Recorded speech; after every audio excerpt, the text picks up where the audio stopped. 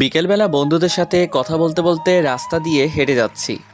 হাসি মজা করতে করতে যাচ্ছি, হঠাৎ কোথা থেকে একটা মেয়ে আসলো। মেয়েটা পিচ্চি, হয়তো ক্লাস 5-এ বা 6-এ পড়ে। আমাদের সামনে এসে আমাকে বলতে লাগলো, এই যে ভাইয়া, আমার একটা উপকার করবেন। বলো পিচ্চি আপি। আমি মোটেও পিচ্ছি না, আমি ক্লাস 6-এ পড়ি। ও সরি, পিচ্চি বলো। আমি আমার বিড়ালটা হারিয়ে ফেলেছি, একটু খুঁজে দেবেন? কি? ভাইয়া প্লিজ, আমি আমার টমকে খুব ভালোবাসি। টমকে? টম হলো আমার বিড়ালের নাম, গাধা একটা। লে হালুয়া, আমি কেমনে জানবো তোমার টমটমের কথা? দেখুন ভাইয়া, আমার টমকে টম টম বলবেন না। আচ্ছা তুমি কি পাগল? আপনাকে আমি। এই বলে আমার হাতে কামড় দিয়ে দৌড়ে চলে গেল। এসব আমার বন্ধুরা দেখে হাসতে লাগলো। আমি ব্যথায় মা গো বাবা গো বলে চিল্লাচ্ছি, আর হারামি বন্ধুরা দাঁত কেলিয়ে হাসছে। তখন জিহাদ বলল, দোষ, কামড়টা কেমন লাগলো? আরে শালা মজা নিস, এদিকে আমি ব্যথায় মরছি। তোর কপাল এটাই ছিল। কি সুন্দর করে কামড় দিল। মেয়েটা এমন কেন করলো রে? তুমি চান্দু মেয়েটাকে পাগল বলবা, আর মেয়েটা তোমায় চুমু দিবে? চুমু দিলে না করি না, আমার মন অনেক বড়, সেখানে সবার জায়গা হবে। সবাইকে বোনের নজরে দেখবি। দেখলি না মেয়েটা তোকে কি সুন্দর করে ভাইয়া ডাকলো। ভাইয়া থেকে জামাই হব, তোদের কথা দিলাম। তার মানে আমাদের লেখক প্রেমে পড়েছে, এটাও সম্ভব? ইয়ে না মানে হাত ব্যথা করছে। চল। কথা এড়িয়ে যাচ্ছিস কেন? তুই ব্যথায় মরে যাওয়ার আগে স্বীকার কর। ঠিক, স্বীকার কর, না হলে ছাড়ছি না। আরে ধুর, রাগ দেখে লাভ নাই চান্দু। প্রেমে পড়ছি, এবার ছেড়ে দে। এরপর হাত ধরে বাসায় চলে যেতে লাগলাম। এবার আমার পরিচয়টা দেই, আমি শাহরিয়ার রহমান, এবার এসএসসি দিব। বাবা মার তৃতীয় সন্তান, আমি ছোট, আমার বড় ভাই আর আপু আছে, বাবা আইনজীবী, মা গৃহিণী। আমি বাসায় গিয়ে কলিং বেল দিলাম, একটু পর ভাবি এসে দরজা খুলে দিল। ভাবি, খুব খিদে পেয়েছে। সোফায় বস, চা আর বিস্কুট দিচ্ছি। আচ্ছা ঠিক আছে মা, কই? রুমে আছে হয়তো। এরপর ভাবি চলে গেল, আমি সোফায় বসে ফোন টিপছি। একটু পর ভাবি চা বিস্কুট নিয়ে আসলো, আমি চা খাচ্ছি আর ভাবির সাথে গল্প করছি। তখন ভাবি বলল, শাহরিয়ার আমাকে নিয়ে আমাদের বাসায় যাবে? কেন ভাইয়া? তোমার ভাই তো ভাই, আর তার কোনো সময় নেই, তাই বললো তোমাকে নিয়ে যেতে। ও আচ্ছা, কবে যাবে? কালকে যাব। আচ্ছা তাহলে আমি কালকে স্কুল শেষে নিয়ে যাব। আচ্ছা এখন গিয়ে পড়তে বসো কেমন? এরপর আমি আরও কিছুক্ষণ গল্প করে রুমে গিয়ে পড়তে বসলাম। কিন্তু আমার একটা অভ্যাস, পড়তে বসলে ফোন টিপি, তাই দুইটাই করতে লাগলাম। একটু পর আপু আসলো। আপু এসে ঝাড়ি দিয়ে বলল, কিরে পড়তে বসে ফোন টিপিস কেন? আমার মনে রং লাগছে এই জন্য। চুপচাপ পড়তে বস। তুই প্রেম কর, যা। থাপ্পড় দিব একটা, সে তোর দুলাভাই হয়। হইছে, যা তো, বিরক্ত করিস না। এরপর চলে গেল। আমিও মোটামুটি কালকের পড়া শেষ করে রাতের খাবার খেতে গেলাম। খাবার খেয়ে রুমে এসে ফোনটা চার্জে দিয়ে শুয়ে পড়লাম। আর তখনই মনে হলো রাস্তায় দেখা সেই পিচ্চি মেয়েটার কথা। আমি মেয়েটার কথা ভাবছি আর একা একা হাসছি। সত্যি মেয়েটা অনেক সুন্দর। এই পিচ্চি মেয়েটা যদি আমার বউ হতো কত ভালো হতো। আচ্ছা, তার নামটা জানা হলো না, কি করা যায়? কালকে কি মেয়েটা সেখানে আসবে? আর আসবে কেন? মেয়েটা তো পিচ্চি। উফ, যদি দেখা হতো মন ভরে দেখতাম। এসব ভাবতে ভাবতে কখন যে ঘুমিয়ে পড়লাম মনে নেই। সকালবেলা ঘুম ভাঙলো বাবার নীতি কথা শুনে। প্রতিদিন আমার ঘুম ভাঙে নীতি কথা শুনে। শালা এমন বাবা থাকলে জীবনটা শেষ। সকাল সকাল কি সুন্দর একটা স্বপ্ন দেখছিলাম, সব শেষ করে বাবা আবার বলতে লাগলো, ভালো ছাত্র কখনো 9টায় ঘুম থেকে উঠে? আব্বা চুপ করো তো। তোর ক্লাসমেটটা সারাদিন পড়াশোনা করে আর তুই বনজামি করিস। উফ কি জ্বালা, চুপ করো তো। স্কুলে কি আমি যাব? হ্যাঁ তুমি যাও, ভালো হবে। চুপ, ওঠ। বাবার ঝাড়ি খেয়ে ফ্রেশ হতে চলে গেলাম। ফ্রেশ হয়ে স্কুলের জন্য রেডি হয়ে নিলাম। তারপর গেলাম খাবার খাওয়ার জন্য। খাবার খেয়ে মার কাছ থেকে টাকা নিয়ে সাইকেল চালিয়ে স্কুলে চলে আসলাম। স্কুলে এসে সাইকেল রেখে ক্লাসে গেলাম। ক্লাসে গিয়ে দেখি জিহাদ মেয়েদের সাথে কথা বলছে। আমাকে দেখে আমার কাছে আসলো আর বলল, দোষ, আমাকে ওরা একা পেয়ে চড় দিছে। কি বলিস, তাই নাকি? রে। ওকে দাঁড়া দেখছি। এরপর আমি ব্যাগ রেখে তাদের কাছে গেলাম। আমি গিয়ে বললাম, কি হলো, জিহাদকে মারছো কেন?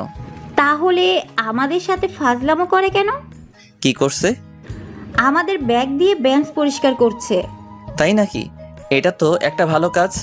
এই বলে আমিও তাদের ব্যাগ নিয়ে আমার জায়গা মুছে ব্যাগটা আবার তাদের কাছে ফিরিয়ে দিলাম। তারপর জিহাদকে বললাম, ব্যাগ যদি বাঁচাতে চাস তাহলে ব্যাগ নিয়ে ক্লাস থেকে চলে আয়। আমি হাসতে হাসতে চলে আসলাম বাহিরে, আর তখন দেখি শান্ত আসছে। শান্ত আমাদের দেখে বলল, কিরে কি হয়েছে? আমি সবটা বললাম। সব শুনে শান্ত হাসতে লাগলো, আর জিহাদ বলল, দোস্ত আজকে কাজটা ঠিক হয়েছে। চল ক্লাসে যাই, সময় হয়ে গেছে। চল। এরপর আমরা ক্লাসে চলে আসলাম। ক্লাসে এসে ক্লাস করতে লাগলাম। সবগুলো ক্লাস করে বের হলাম। বের হয়ে তিনজন রাস্তার এক পাশ দিয়ে সাইকেল চালিয়ে যাচ্ছি। হঠাৎ দেখতে পেলাম কালকের মেয়েটিকে। মেয়েটি হেঁটে হেঁটে বাসার দিকে যাচ্ছে হয়তো। আমি মেয়েটির কাছে গিয়ে সাইকেল ব্রেক করলাম, আর মেয়েটি বলল, আপনি কালকের ভাইয়াটা না? কোথায় যাচ্ছ? বাসার দিকে যাচ্ছি, দেখতে পাচ্ছেন না? না, আমি তো কানা। এটাই ঠিক, আপনি কানা। চলো তোমাকে এগিয়ে দেই। না লাগবে না, আপনি যান। আরে চলো তো। মেয়েটিকে এক প্রকার জোর করে সাইকেলে তুললাম। তারপর মেয়েটির সাথে কথা বলতে বলতে সাইকেল চালাতে লাগলাম। আচ্ছা, তোমাকে তো এই এলাকায় আগে দেখিনি। আমার বাবা এই জায়গায় বদলি হয়েছে তাই। ও, তোমার নাম কি? আমার নাম নুসরাত জাহান ঐশী। আপনার? মাশাআল্লাহ, খুব সুন্দর নাম, শাহরিয়া রহমান। আমাকে এখানে নামিয়ে দেন। আমি ঐশীকে নামিয়ে দিলাম আর বললাম, কালকে একই জায়গায় অপেক্ষায় থাকবো, আর বিকালে বের হব। আচ্ছা ঠিক আছে, আমি ছাদে আসব। আল্লাহ হাফেজ। আল্লাহ হাফেজ। এরপর বিদায় দিয়ে মেয়েটা চলে গেল। আমি ঐশীর যাওয়ার দিকে চেয়ে আছি। হঠাৎ আমাকে শান্ত ধাক্কা দিয়ে বলল, এই যে লেখক চলে গেছে, এবার বাসার দিকে যাওয়া যাক। চলো। এরপর আমি বাসার দিকে যেতে লাগলাম, আর যেতে যেতে জিহাদ বলল, এত তাড়াতাড়ি সবকিছু কেমনে সম্ভব? আর এসব বাদ দে। কেন বাদ দিবে কেন? তুই প্রেম করবি, আমরা কি করবো? তোরা বসে বসে দেখবি। আগে আমাদের সেটিংটা করিয়ে দে, না হলে তোর প্রেমে ভেজাল লাগামু। দিবনি। জিহাদ, তোর জন্য ক্লাসের ওই বজ্জাত মেয়ে লাবিবা ঠিক আছে? ঠিক আছে। ওর সাথে রিলেশন করলে দিনে কয়টা যে চর খামু হিসাব নাই। এটাই আমি চাচ্ছি। এসব কথা বলতে বলতে বাসায় চলে আসলাম। বাসায় এসে ফ্রেশ হয়ে নিলাম। ফ্রেশ হয়ে খাবার খেয়ে রেডি হলাম। ভাবিকে তার বাবার বাসায় দিয়ে আসার জন্য আমি রেডি হয়ে রুম থেকে বের হলাম। ও মা, সোফায় তাকিয়ে দেখি ভাবি ব্যাগ নিয়ে বসে আছে। আমি অবাক হলাম, কারণ ভাবির রেডি হওয়া এত তাড়াতাড়ি কেমনে?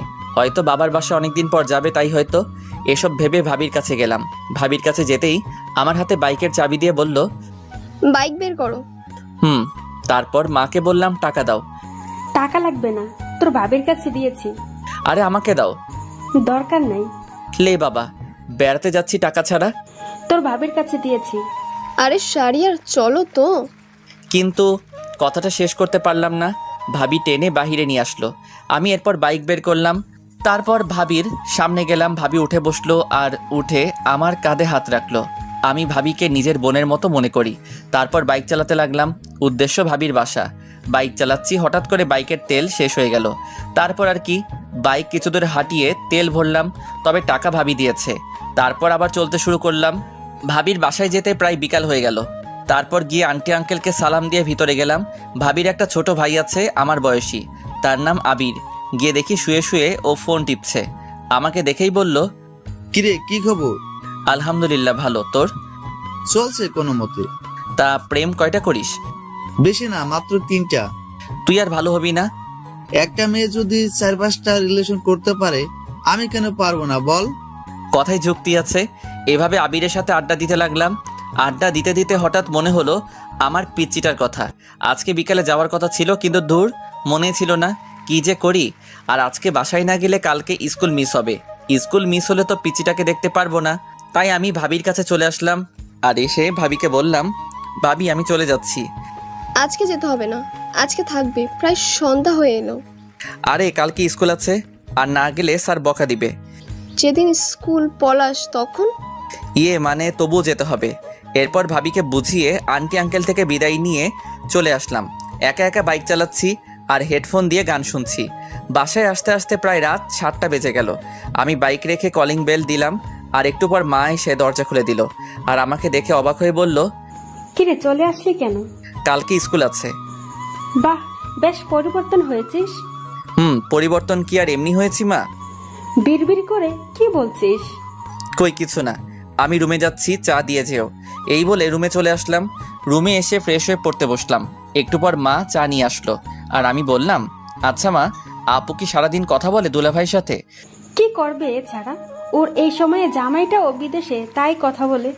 জামাই বিদেশে বলে সারাদিন কথা বলতে হয়। ও তুই বুঝবি না, পড়তে বস। এই বলে মা চলে গেল। ও আপনাদের বলা হয় নাই, আপুর বিয়ে হয়েছে 1 বছর, আর আপুর বিয়ের 6 মাস পর দুলাভাই বিদেশে চলে যায়, আর আপু এখন প্রেগনেন্ট, তাই এরকমটা বললাম। আমি চা খাচ্ছি আর ফোন টিপছি। পড়তে বসলে ফোন টিপতে ইচ্ছে করে, তবুও কিছুক্ষণ পরে রাতের খাবার খেয়ে শুয়ে পড়লাম। শুয়ে শুয়ে কিছুক্ষণ ফোন টিপে চার্জে দিয়ে ঘুমিয়ে পড়লাম। সকালে প্রতিদিনের মতো বাবার নীতি কথা শুনে ঘুম ভাঙলো। তারপর উঠে ফ্রেশ হয়ে নিলাম। ফ্রেশ হয়ে রেডি হয়ে খাবার খেতে গেলাম। খাবার খেয়ে বাইকটা বের করলাম, কারণ আজকে বাইক দিয়ে যাব, যেহেতু বাইকের চাবি আমার কাছে। আমি জিহাদকে কল দিয়ে বললাম মোড়ে দাঁড়াতে শান্তকে নিয়ে। এরপর আমি মোড়ে আসলাম। মোড়ে এসে তাদের সাথে নিয়ে স্কুলে চলে আসলাম। স্কুলে এসে যথাক্রমে ক্লাস করতে লাগলাম। ক্লাস শেষ করে বের হলাম, আর আমি বললাম দোস্ত তোরা হেঁটে আয়, আমি তোর ভাবিকে বাসায় দিয়ে আসি। আচ্ছা, কিন্তু জিহাদ কই? আমি দূরে তাকিয়ে দেখি একটা মেয়ের সাথে কথা বলছে। আমি ডাক দিলাম। আমি ডাক দিতেই হেসে দিল। আমাদের বোঝার বাকি রইল না, জিহাদ পটানোর চেষ্টা করছে। আমি শান্তকে বললাম তুই জিহাদকে নিয়ে আয়, আমি যাচ্ছি। ঠিক আছে। এরপর আমি বিদায় দিয়ে চলে আসলাম ঐশীর স্কুলের সামনে। এসে দেখি ঐশী স্কুলের সামনের দোকান থেকে ফুচকা খাচ্ছে। আমি দূর থেকে ফুচকা খাওয়া দেখছি আর একা একা হাসছি। হঠাৎ 2টা ছেলে এসে প্লেট নিল আর ঐশীর হাত ধরতে লাগলো। আমি এটা দেখে বাইক নিয়ে ঐশীর সামনে গেলাম আর বললাম উঠো। ঐশী আমাকে দেখে হাসি দিল, তারপর উঠে বসলো। আমি ফুচকার টাকা দিয়ে চলে আসলাম। ছেলেগুলো আর কিছু বলল না। আমি একটা পার্কে নিয়ে আসলাম আর এসে একটা জায়গায় বসলাম। আর তখন ঐশী বলল কালকে বিকেলে আসেননি কেন? আসলে ভাবিকে নিয়ে তার বাবার বাসায় গিয়েছিলাম। ও আচ্ছা, আমাকে বাসার সামনে নামিয়ে দিয়ে আসেন, দেরি হলে মা বকা দিবে। আচ্ছা, কিছু খাবে? না খাবো না, জানেন মা আমাকে বাসায় একটুও সময় দেয় না, বাবাও না, আমি একা। কেন, আমি আছি তো। আজকে আমি খুব ভয় পেয়েছিলাম। আমি থাকতে তোমার কিছু হবে না, ছায়া হয়ে পাশে থাকবো। আমার বন্ধু হবেন? কি মনে হয়? বন্ধু তাহলে। বাসায় তোমার আম্মু কি করে? সারাদিন ফোনে মিটিং নিয়ে থাকে আর আমাকে একটু একটু বকা দেয়। ও চিন্তা করো না, তোমার ফোন আছে। আমার সময় কাটানোর জন্য বাবা আমাকে গেমস খেলার জন্য কিনে দিয়েছে। তোমার নাম্বারটা দিবা? নাম্বার তো মুখস্থ নাই। তাহলে আমারটা নাও। এই বলে আমি ব্যাগ থেকে কাগজ বের করে নাম্বারটা লিখে দিলাম। এরপর ঐশীকে নিয়ে তার বাসার সামনে নামিয়ে দিলাম। নামিয়ে দিয়ে বিদায় দিয়ে চলে আসলাম। আর আসার সময় বললাম কল দিতে। এরপর আমি জিহাদ আর শান্তর কাছে চলে আসলাম। আমি কিছু দূর আসতেই দেখি শান্ত আর জিহাদ হেঁটে হেঁটে এদিকে আসছে। আমি গিয়ে তাদের সামনে ব্রেক করলাম আর উঠতে বললাম। এরপর ওদের নিয়ে ঘুরতে লাগলাম। কিছুক্ষণ ঘুরে ওদের বাসায় নামিয়ে দিয়ে আমি আমার বাসায় চলে আসলাম। বাসায় এসে ফ্রেশ হয়ে খাবার খেয়ে বিছানায় শুয়ে পড়লাম। আর তখনই আমার ফোনে একটা কল আসলো। আমি ফোনটা বের করে দেখি অচেনা নাম্বার। আমি ফোন রিসিভ করলাম। ওপাশ থেকে বলল আমি ঐশী। ও তুমি? এতক্ষণ তোমার কথাই মনে করছিলাম। কেন? আমাকে তুমি করে না বললে কল কেটে দিব। আচ্ছা তুমি করে বলবো। গুড। খেয়েছো? তুমি? জানো মা যেন কার সাথে কথা বলে। কার সাথে বলে তুমি জিজ্ঞেস করো নাই? করেছি, মা আমাকে বকা দিছে। থাক আর জিজ্ঞেস করো না, তোমার সবকিছু আমাকে বলবা। আচ্ছা তুমি কিন্তু আমি ছাড়ার কারোর সাথে কথা বলবে না। আচ্ছা বলবো না। এখন একটু ঘুমাও। এখন ঘুমালে বিকালে উঠতে পারবো না। তাহলে? আমার সাথে কথা বলতে হবে। এই টাকা নেই তো। আমার এই নাম্বারে ইমো খোলা, কল দাও। আচ্ছা দিচ্ছি। এরপর ঐশী আমার ইমোতে কল দিল আর আমি কথা বলতে লাগলাম। বিকাল পর্যন্ত কথা বললাম। মেয়েটা এত কথা বলতে পারে। এরপর বিকালে বের হলাম আর ফোন দিয়ে জিহাদ আর শান্তকে আসতে বললাম। আমি বের হলাম সাইকেল নিয়ে। তারপর জিহাদ আর শান্তকে নিয়ে ওদের বাসার সামনে আসলাম। আমি এসে কল দিলাম আর বললাম সাদে আসতে। একটু পর সাদে এসে কল দিল।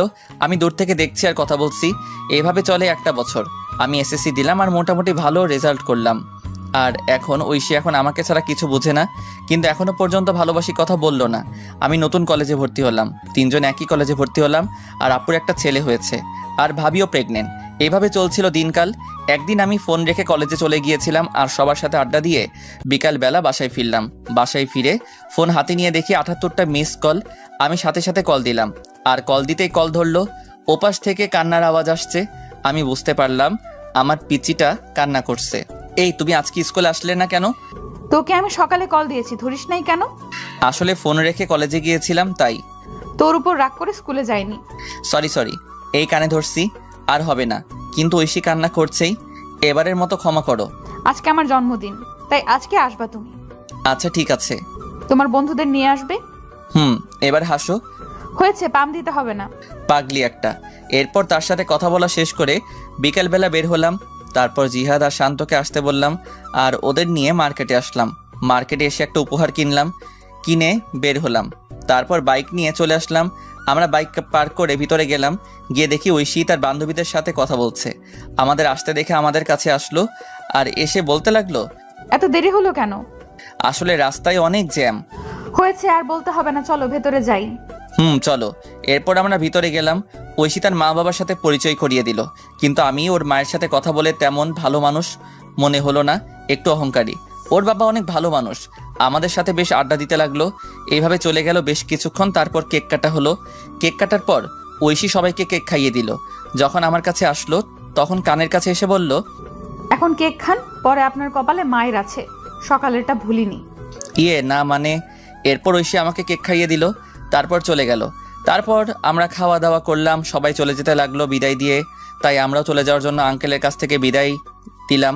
বিদায় দিয়ে ঐশীর কাছে আসলাম। ঐশীর কাছে এসে বললাম, যাচ্ছি তাহলে। তখন আমাকে একটা নীরব জায়গায় টেনে নিয়ে আসলো আর এসে আমাকে কিল ঘুষি মারতে লাগলো। আমি এসব কাণ্ড দেখে একা একা হাসছি। আর কোনো দিন যদি দেখি আমার সাথে এমন করতে। আর করব না, এবার খুশি? খুশি, সাবধানে যেও। এরপর বিদায় দিয়ে চলে আসলাম। আমি জিহাদ আর শান্তকে তাদের বাসায় নামিয়ে দিয়ে আমি আমার বাসায় চলে আসলাম। বাসায় এসে ফ্রেশ হয়ে পড়তে বসলাম। পড়ছি তখনই ঐশী কল দিল। আমি ফোনটা রিসিভ করলাম। আসসালামু আলাইকুম। ওয়ালাইকুম আসসালাম। কি করো? এই তো পড়ছি, তুমি? আমিও পড়তে বসলাম। শোনো না।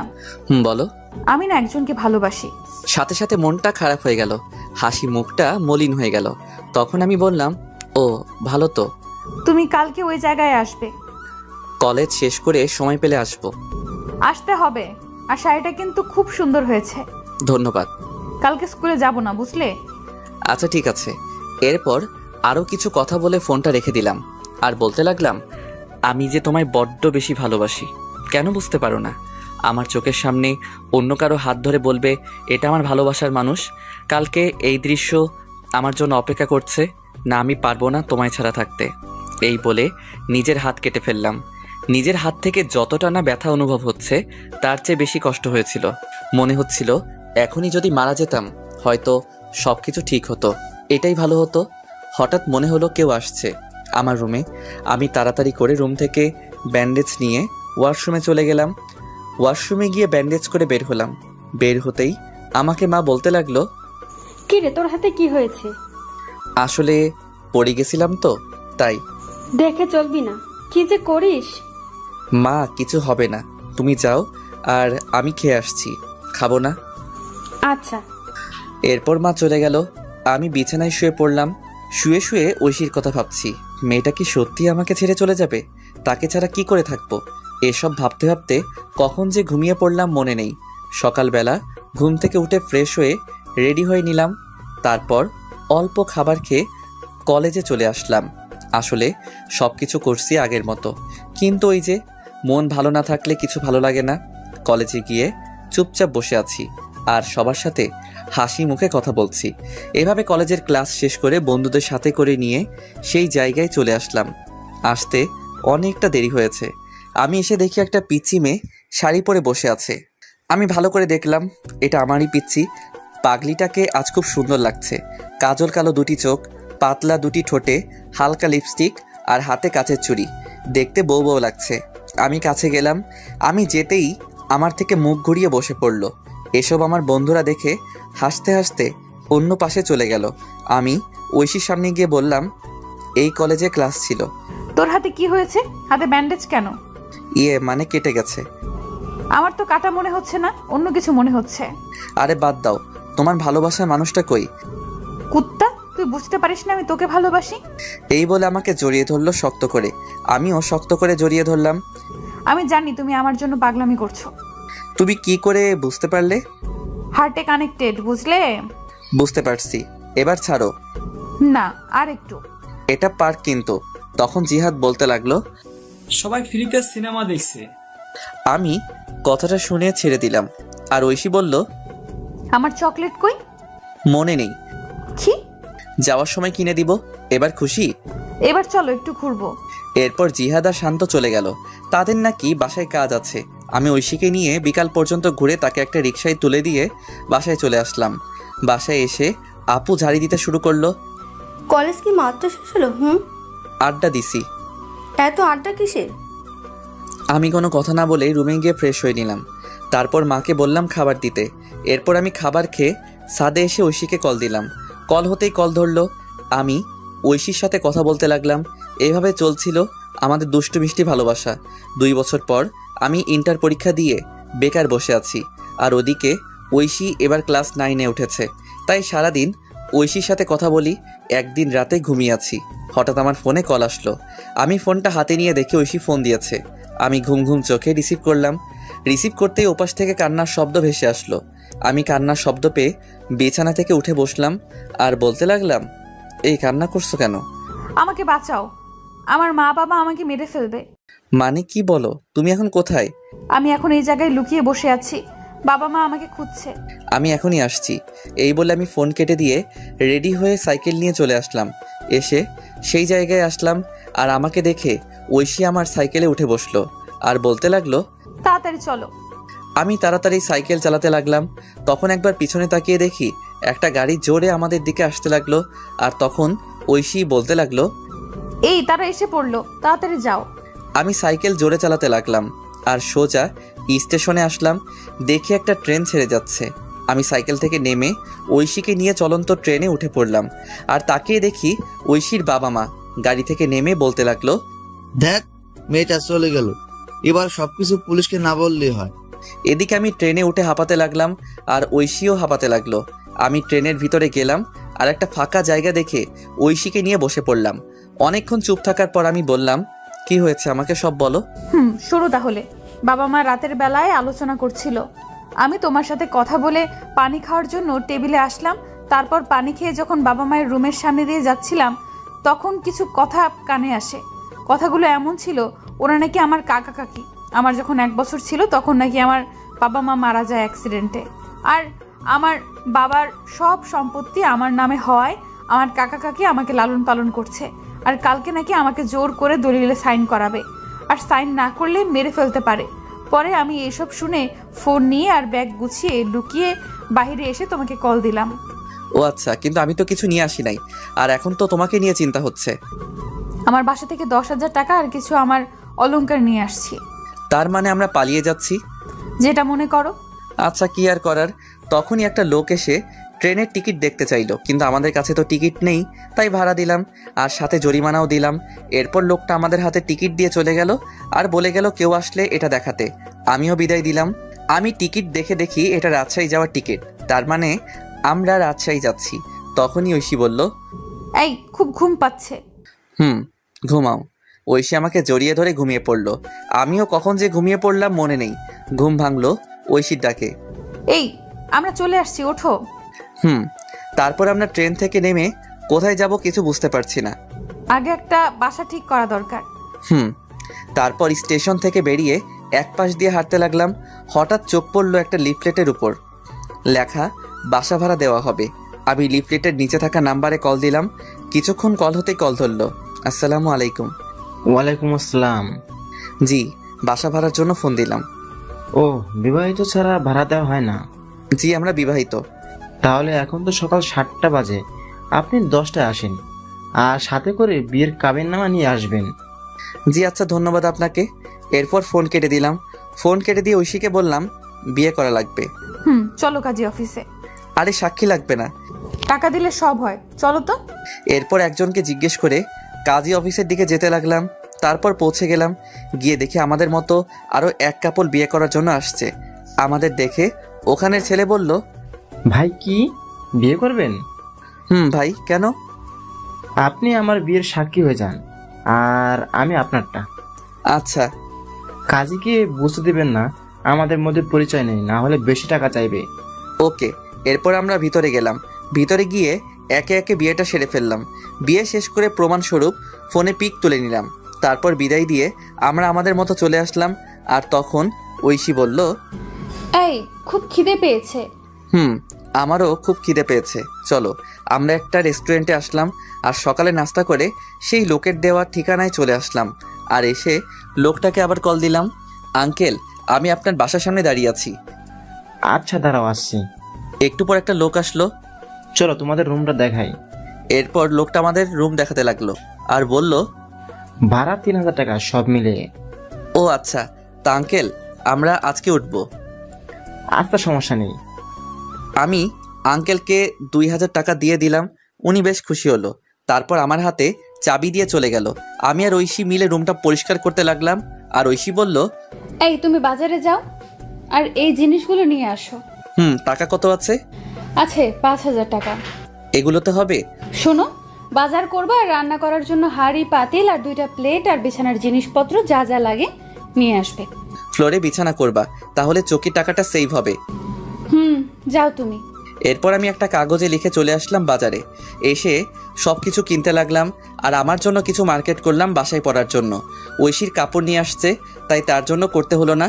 এসব কিনে বাসায় আসতে দুপুর হয়ে গেল। দুপুরে বাসায় এসে আমি সব কিছু গোছাতে লাগলাম আর ঐশী রান্না করতে গেল।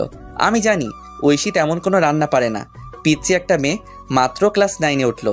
আমি সব কিছু গুছিয়ে রান্নাঘরে গেলাম। গিয়ে দেখি পাগলিটা আমার জন্য ডিম ভাজি করছে। আমি গিয়ে পিছন থেকে জড়িয়ে ধরলাম আর ঐশী বলল, এই যে এখন গোসল করে আসো, তারপর খাবার খাবে। কি ডিম ভাজি করেছো? আসলে আমি ডিম ভাজি ছাড়া আর কিছুই পারি না। দূর পাগলি, আমার সমস্যা হবে না। তারপর গোসল করতে গেলাম। গোসল শেষ করে বের হয়ে দেখি পাগলিটা আমার জন্য খাবার নিয়ে বসে আছে। আমিও গিয়ে বসে পড়লাম। খাইয়ে দাও। তুমি পিচ্ছি যে খাইয়ে দেব? আমি পিচ্ছি, আমাকে খাইয়ে দাও। ও তাই? এরপর আমি ঐশীকে খাইয়ে দিতে লাগলাম। ঐশীও আমাকে খাইয়ে দিতে লাগলো। খাওয়া দাওয়া শেষ করে বিছানায় শুয়ে পড়লাম। আমি শুয়ে শুয়ে ভাবছি আমাকে কোনো কাজ করতে হবে।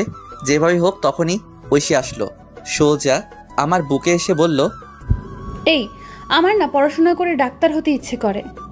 ঠিক আছে, আমি তোমার স্বপ্ন পূরণ করব ইনশাল্লাহ। এবার চুপ করে ঘুমিয়ে পড়ো। মাথায় হাত বুলিয়ে দাও। আচ্ছা, এবার তো ঘুমাও। এরপর ঐশী আমাকে মাথায় হাত বুলিয়ে দিতে লাগলো। আমি কখন যে ঘুমিয়ে পড়লাম মনে নেই। যখন ঘুম ভাঙলো তখন দেখি পাগলিটা আমাকে জড়িয়ে ধরে ঘুমিয়ে আছে। আমি ডাক দিলাম না। ঠোঁটের উপর চুলগুলো এসে দোলা দিচ্ছে। আমি আর লোভ সামলাতে পারলাম না, দখল করে নিলাম ঐশীর ঠোঁটগুলো। একসময় ঐশীও আমাকে রেসপন্স দিতে লাগলো। আমি তার রেসপন্স পেয়ে পাগলের মতো চুমু দিতে লাগলাম। আমি পাগলের মতো আদর করেই যাচ্ছি, কিন্তু একসময় মনে হলো কাজটা ঠিক হচ্ছে না। ঐশী এখনো ছোট, তাকে এই সময় এটা করা ভালো হচ্ছে না। আমি আদর করা বাদ দিয়ে শক্ত করে জড়িয়ে ধরলাম। আর আমার এসব অবস্থা দেখে ঐশী বলল, এই কি হলো? এটা ঠিক হচ্ছে না। কেন? আমি তোমার বিয়ে করা বউ। যদি বাচ্চা পেটে আসে তাহলে তুমি নিজেকে সামলাবে নাকি পেটের বাচ্চাকে সামলাবে? কিন্তু আমি যে চাই। আগে তুমি বড় হও সেদিন। আমি এখন যথেষ্ট বড় হয়েছি। আরো বড় হতে হবে। কলেজে উঠো তারপর। এতদিন পারবা না থাকতে? চুপ। আর একটা ওর কথা না। আমি বাহিরে যাব। কেন? কালকে তোমার স্কুলে ভর্তি করতে যাব আর কাজ খুঁজতে। আমার গলার হারটা নিয়ে যাও, না হলে ভর্তি হব কিভাবে? কিন্তু এটা কি ভালো হবে? শোনো, টাকা হলে সব কিনতে পারবো। এরপর আর কি, আমি উপর থেকে উঠে রেডি হয়ে নিলাম। রেডি হয়ে এটা নিয়ে বেরিয়ে পড়লাম আর একটা দোকানে এসে এটা বিক্রি করলাম। বিক্রি করে মোট 7000 টাকা পেয়েছি। তারপর একটা স্কুলে গেলাম। স্কুল অনেক আগে ছুটি হয়েছে। দেখি অফিস রুম খোলা আছে। আমি অফিসের ভিতরে গিয়ে ভর্তির বিষয়ে কথা বললাম। তারপর হেড স্যার বললেন কালকে নিয়ে আসতে। তারপর আমি বেরিয়ে আসলাম। বেরিয়ে এসে একটা চায়ের দোকানে আসলাম। এসে চাচাকে চা দিতে বললাম। চাচা চা দিল আর তখনই একটা লোক এসে চাচাকে খারাপ ভাষায় গালি দিতে লাগলো আর চাঁদা দিতে বলল। চাচা প্রথমে না করলো, কিন্তু লোকটা শুনলো না আর লোকটা চাচাকে একটা থাপ্পড় দিল। আমি সাথে সাথে লোকটাকে মারতে লাগলাম। একসময় লোকটা দৌড়ে চলে গেল আর চাচা আমাকে বলল, বাবা তোমায় কি বলে ধন্যবাদ দিব? আরে চাচা কি বলেন, আপনি আমার বাবার মতো। বসো বাবা, তোমাকে তো এই এলাকায় আগে কখনো দেখিনি। জি, আমি এই এলাকায় নতুন। ও আচ্ছা, বসো চা খাও। আচ্ছা চাচা, কোনো কাজ আছে? বেকার বুঝি? জি চাচা, যে কোনো কাজ হলেই চলবে। তুমি তো ভালো ঘরে ছিলে, তোমাকে কি সিএনজি চালাতে বলা যায়? সমস্যা নেই চাচা, সিএনজি চালাতে পারবো। চলো তাহলে আমার সাথে। এরপর চাচা আমাকে নিয়ে একটা সিএনজি গ্যারেজে আসলো আর এসে কথা বলল। কথা বলে আমার হাতে সিএনজি এর চাবি দিল আর একটা লোক এসে আমাকে সিএনজি চালানো শিখিয়ে দিল। এসব করতে করতে সন্ধ্যা হয়ে গেল। তাই ভাবলাম প্রথমবার একটা ভাড়া মেরে আসি। যেই ভাবা সেই কাজ। আমি বেরিয়ে পড়লাম সিএনজি নিয়ে। একটা মোড়ে এসে বসে আছি। হঠাৎ একটা মহিলা আসলো আর বলল, এই জায়গা যাবে? আমি বললাম, জি ওঠেন। মহিলাটি উঠলো। আমি বললাম, আমি তো তেমন চিনি না, আপনি একটু দেখিয়ে দিলে ভালো হতো। ওকে, সমস্যা নেই। এরপর মহিলাটা আমাকে রাস্তা দেখিয়ে দিল। আমি মহিলাটির জায়গায় নামিয়ে দিলাম। তারপর মহিলাটি আমাকে 100 টাকা দিল। আন্টি, আমি তো ভাড়া জানি না। আরে ভাড়া 80 টাকা, আর তুমি 100 টাকা রেখে দাও। না আন্টি, আমার কাছে 20 টাকা আছে, নিন। এই বলে আমি 20 টাকা দিয়ে চলে আসলাম। এভাবে রাত 10টা পর্যন্ত ভাড়া মারলাম। মোট 400 টাকা ভাড়া মারলাম। তারপর সিএনজি জমা দিলাম আর 150 টাকা সিএনজির মালিককে দিয়ে আমি বাসায় চলে আসলাম। বাসায় আসার আগে কিছু চকলেট নিলাম। বাসায় এসে দেখি পাগলিটা খাবার নিয়ে বসে আছে। আমাকে দেখে বলল, এতক্ষণ কই ছিলা? কাজে। যাও ফ্রেশ হয়ে আসো। আর তোমার শরীরের এই অবস্থা কেন? আরে কিছু না। বলো বলছি। আমি সিএনজি চালাই। এই কথা শুনে ঐশী কান্না করতে লাগলো। আমি বললাম, এই পাগলি কান্না করো কেন? তুমি আমার জন্য এত কষ্ট করছো? খুব ভালোবাসি যে। আমিও খুব ভালোবাসি পাগল। আমি ফ্রেশ হয়ে আসি পাগলি, এত কান্না করে না। যাও। এরপর আমি ফ্রেশ হতে গেলাম। তারপর ফ্রেশ হয়ে এসে বসলাম খাবার খাওয়ার জন্য। বাহ, আজ দেখি ডাল রান্না করলা। ইউটিউব দেখে সব শিখবো আর রান্না করব। তাই নাকি? হা করো। এরপর ঐশী আমাকে খাইয়ে দিতে লাগলো। আমিও খাইয়ে দিলাম। তারপর খাবার খেয়ে শুয়ে শুয়ে ফোন টিপছে আর একটু পর ঐশী আমার বুকে আসলো আর বলল, এই যে আজকে কিন্তু বাসর রাত। জি ম্যাডাম। আদর দাও। না, আগে তোমার বয়স 18 হোক। উফ, যাও, লাগবে না। এই বলে বুক থেকে নেমে ওদিকে ফিরে শুয়ে পড়লো। আমি ফোনটা রেখে পিছন থেকে জড়িয়ে ধরলাম আর জড়িয়ে ধরতেই কেঁপে উঠলো। আমি তাকে আমার দিকে ফিরিয়ে ঠোঁটে আলতো করে চুমু দিলাম। আমার না অন্য কিছু চাই। ঘুমাও, তোমার শরীরের ক্ষতি হবে। ও মা, তাই? এই বলে আমার কপালে চুমু দিয়ে আমাকে জড়িয়ে ধরে ঘুমিয়ে পড়লো। আমিও পাগলিটাকে জড়িয়ে ধরে ঘুমিয়ে পড়লাম। সকালবেলা ঘুম ভাঙলো। পাগলিটা ডাক শুনে আমি উঠে ফ্রেশ হয়ে রেডি হয়ে নিলাম। তারপর রেডি হয়ে নিলাম, ঐশীও রেডি হয়ে নিল। তারপর দুজনে খাবার খেয়ে বের হলাম। বের হয়ে একটা রিক্সা নিয়ে স্কুলের উদ্দেশ্যে রওনা দিলাম। কিছুক্ষণ পর স্কুলে পৌঁছে গেলাম। তারপর স্কুলে ঐশীকে ভর্তি করে দিলাম। ঐশীকে স্কুলে ভর্তি করে বিদায় দিয়ে চলে আসলাম। আর আসার সময় বলে আসলাম আমি নিতে আসবো। তারপর আমি এসে সিএনজি নিয়ে বের হলাম। একটা কলেজের সামনে আসলাম। আমি সিএনজি রেখে ভিতরে গেলাম। ভিতরে গিয়ে সোজা অফিসে চলে আসলাম। এসে বললাম, স্যার আসতে পারি? আসো। আমি ভিতরে গেলাম আর বললাম, স্যার কলেজে ভর্তি হতে আসছি। কাগজপত্র নিয়ে আসতো? জি স্যার, এই নিন। স্যার কাগজপত্র দেখতে লাগলো আর আমি আসার সময় কাগজপত্র নিয়ে আসছিলাম। তারপর সব কাজ শেষ করলাম। স্যার বললেন কাল থেকে কলেজে আসতে। আমি বাহিরে এসে কিছুক্ষণ সিএনজি চালিয়ে সিএনজিটা রেখে রিক্সা করে ঐশীকে আনতে গেলাম। ঐশীকে বাসায় রেখে আমি আবার সিএনজি চালাতে লাগলাম। সন্ধ্যা পর্যন্ত সিএনজি চালিয়ে বাসায় চলে আসলাম। বাসায় এসে ফ্রেশ হয়ে ঐশীকে বললাম কফি দিতে। আমি বিছানায় বসে পড়তে লাগলাম। ঐশী একটু পর কফি নিয়ে আসলো।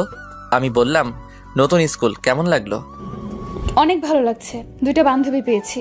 ও আচ্ছা, এখন পড়তে বসো। তুমি কলেজে ভর্তি হয়েছো? কালকে থেকে কলেজে যাব। আচ্ছা। এরপর আমি পড়তে লাগলাম আর ঐশীও পড়তে লাগলো। পড়াশোনা শেষ করে খাবার খেয়ে ঘুমিয়ে পড়লাম। সকালে উঠে আমি ঐশীকে স্কুলে দিয়ে আমি কলেজে চলে আসলাম। কলেজে এসে একজনকে জিজ্ঞেস করে ক্লাসে গেলাম। ক্লাসে পিছনের বেঞ্চে বসে আছি। হঠাৎ একটা ছেলে আসলো আর আমার সাথে বসে পড়লো আর আমাকে বলল, হাই, আমি সাকিব, আমরা কি বন্ধু হতে পারি? হাই, আমি শাহরিয়ার রহমান। কিন্তু তোমার সাথে আমার কি মিলে? আরে বন্ধু কি পোশাক দেখে হয়? তবু আজকের যে সমাজ। আরে বাদ দাও, আজ থেকে আমরা তুমি করে বলবো। আচ্ছা। এরপর সাকিবের সাথে আড্ডা দিতে লাগলাম। একটু পর স্যার আসলেন। আমরা ক্লাস করতে লাগলাম। ক্লাস শেষ করে সাকিবকে নিয়ে বাহিরে আসলাম। আড্ডা দেই চলো। না রে, বাসায় কাজ আছে। আচ্ছা যা তাহলে। ওকে। তারপর আমি চলে আসলাম। ঐশীর স্কুলে এসে দেখি আমার জন্য বসে আছে। আমি যেতেই মুখ ঘুরিয়ে বসলো আর আমি গিয়ে পাশে বসলাম। এই যে সরি, ক্লাসে ছিলাম। তাই বলে এত দেরি? আচ্ছা, আর হবে না, এবার চলো। ফুচকা খাবো। আচ্ছা চলো। এরপর ঐশীকে নিয়ে একটা ফুচকার দোকানে আসলাম। এসে দুজন মিলে ফুচকা খেলাম। তারপর রিক্সা নিয়ে বাসায় চলে আসলাম। বাসায় এসে ফ্রেশ হয়ে খাওয়া দাওয়া করে বের হয়ে পড়লাম। আমি এসে সিএনজি চালাতে লাগলাম। রাত 10টা পর্যন্ত সিএনজি চালিয়ে বাসায় চলে আসলাম। এইভাবে দিনগুলো বেশ ভালো কাটছিল। অনেক দিন পর একদিন আমি সন্ধ্যায় সিএনজি চালাচ্ছি। হঠাৎ দেখি সাকিব রাস্তায় সিএনজি দেখে দাঁড়াতে বলল। আমি মুখটা ঢাকলাম। তারপর আমি দাঁড়ালাম আর সাকিব উঠে পড়ল। ওই জায়গায় যাও। আমি গাড়ি চালাতে লাগলাম। একসময় মুখ থেকে কাপড়টা সরে যায় আর সাকিব দেখে ফেলে আর বলে গাড়ি থামাতে।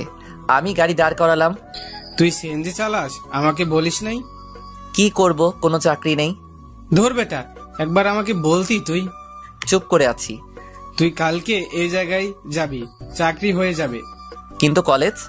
কলেজের সব নোট আমি দিব, চিন্তা করিস না। আর তোর নাম্বার দে। আচ্ছা। এরপর আমি আমার নাম্বারটা দিলাম আর বিদায় দিয়ে চলে আসলাম।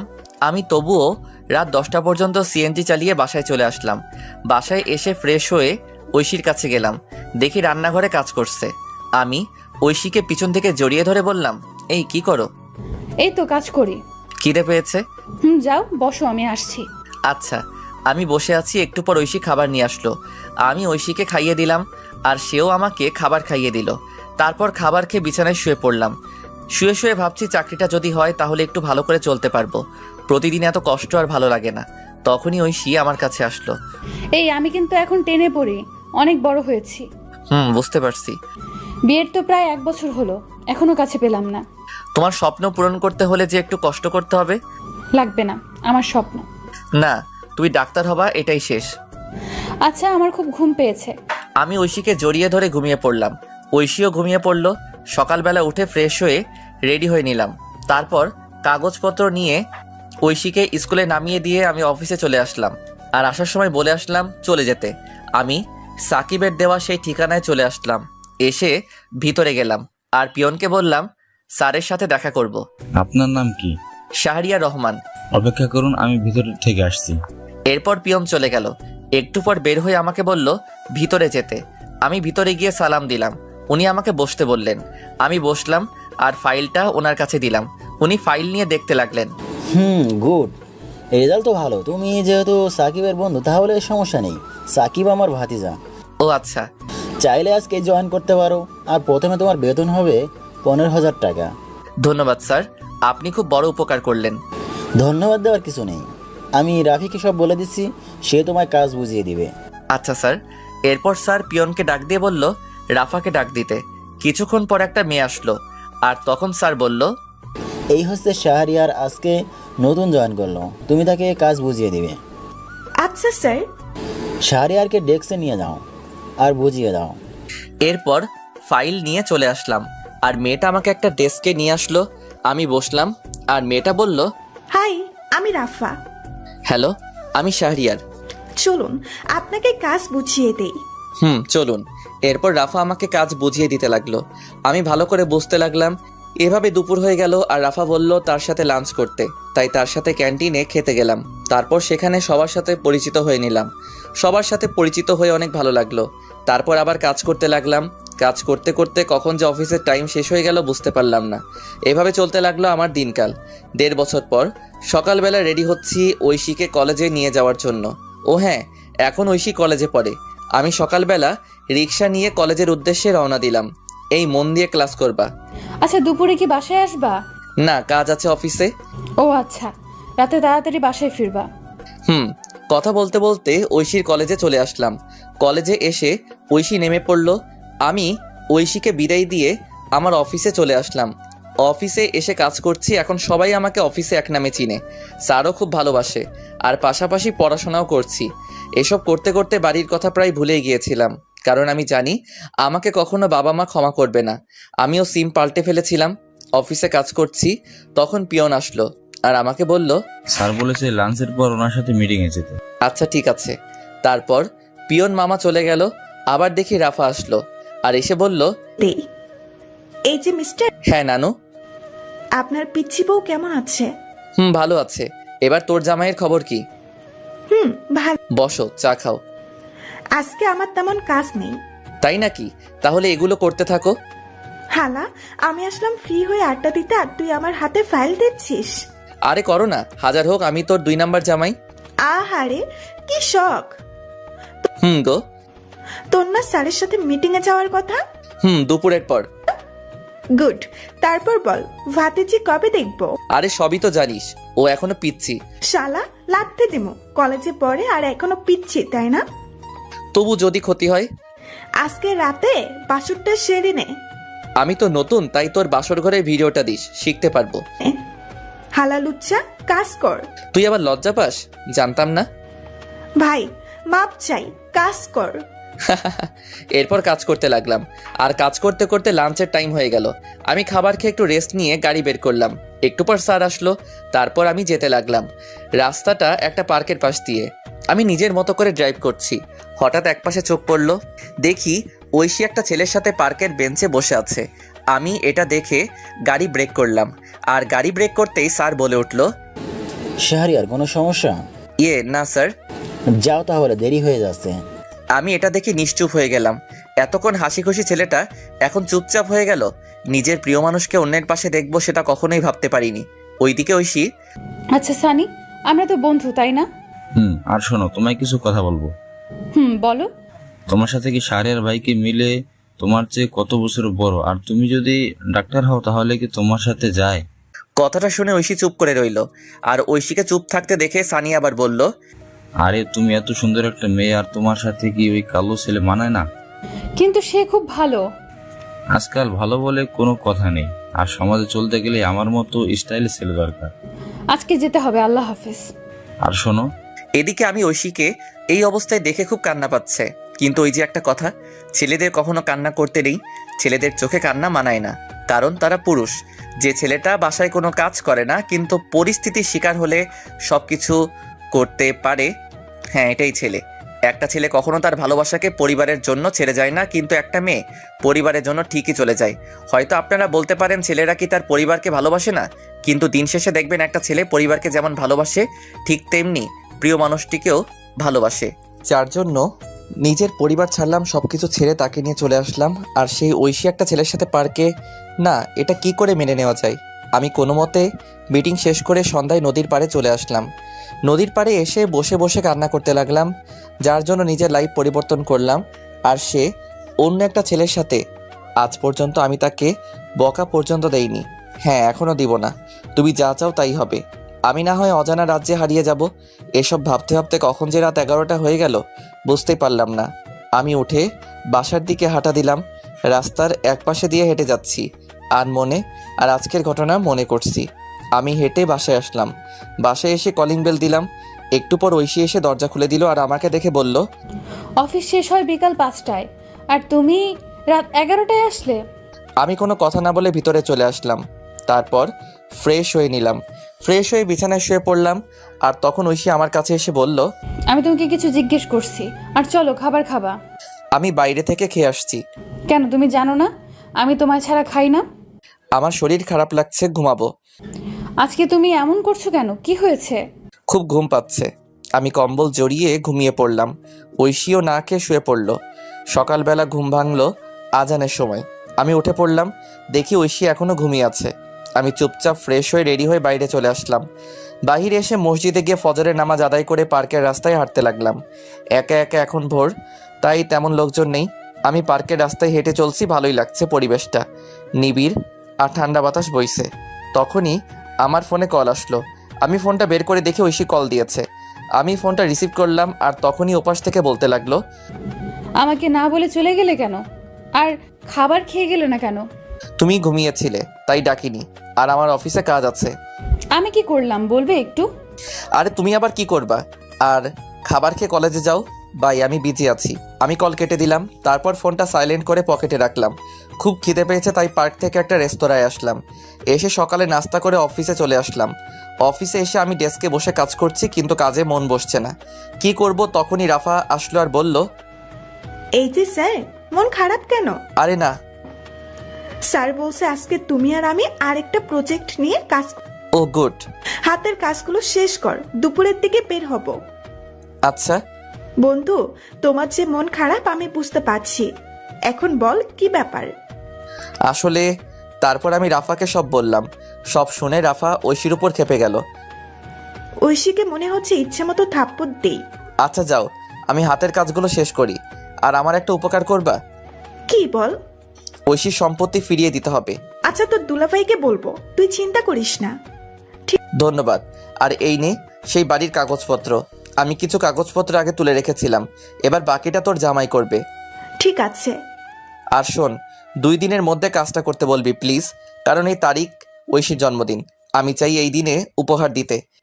আচ্ছা ঠিক আছে, এবার কাজ কর। এরপর রাফা চলে গেল। ও আপনাদের বলা হয়নি, রাফার হাজবেন্ড পুলিশ, তাই কাজটা করতে বেশি সমস্যা হবে না। আমি কাজ করতে লাগলাম। কাজ করতে করতে দুপুর হয়ে গেল। তারপর ক্যান্টিন থেকে কিছু খেয়ে অফিসের গাড়ি নিয়ে বের হলাম আমি আর রাফা। আমি গাড়ি ড্রাইভ করছি আর তখন রাফা বলল, দোস্ত, ঐশীর কলেজের সামনে দিয়ে যা। কেন?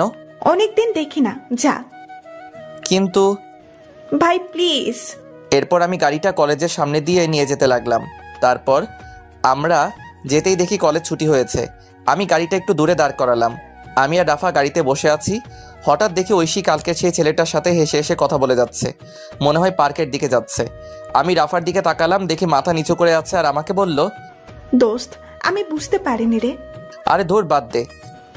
চল, আমাদের দেরি হয়ে যাচ্ছে, এই বিষয় নিয়ে পরে কথা বলবো। এরপর আমি আমাদের কাজের উদ্দেশ্যে যেতে লাগলাম। ওদিকে ঐশী আর সানি হেঁটে হেঁটে পার্কে চলে গেল। পার্কে তারা একটা জায়গায় বসলো। আর তখন সানি বলল, একটা কথা বলবো। বলো। আমি তোমায় খুব ভালোবাসি। কিন্তু এটা হয় না। তুমি আমার কাছে চলে আসো। আর শাহরের মনে হয়তো বাবার সম্পত্তির জন্য এমন করেছে। না, কিন্তু চলো দুজন মিলে শুরু থেকে শুরু করি। আমাকে সময় দাও কয়েকদিন। আচ্ছা শোনো, আমি তোমাদের জন্য ডিভোর্স লেটার তৈরি করব। আমার কাকা উকিল। এত তাড়াতাড়ি না, আমি বললে তারপর।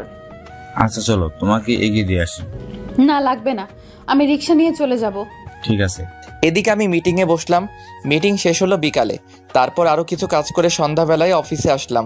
তারপর কাগজগুলো রেখে স্যারের রুমে গেলাম। স্যার আসবো? আসো, তোমার জন্য অপেক্ষা করছি। আমি গিয়ে ফাইল জমা দিলাম আর স্যার দেখতে লাগলো। কিছুক্ষণ পর স্যার বলল, গুড, তোমার জন্য আমাদের কোম্পানি কাজটা পেয়েছে। স্যার, এই কোম্পানির আরেকটা শাখা আছে না? আছে, এটা তো রাঙামাটি। কেন? স্যার, আমাকে ট্রান্সফার করে দিন রাঙামাটি প্লিজ। কিন্তু কেন? স্যার, এমনি, ওখানে একা থাকতে চাই, প্লিজ স্যার। আচ্ছা ঠিক আছে, আমি তোমাকে এই অফিসের ম্যানেজার হিসেবে পাঠাচ্ছি। আর ওখানে একটা লোক দরকার। স্যার, সাকিব কবে দেশে আসবে?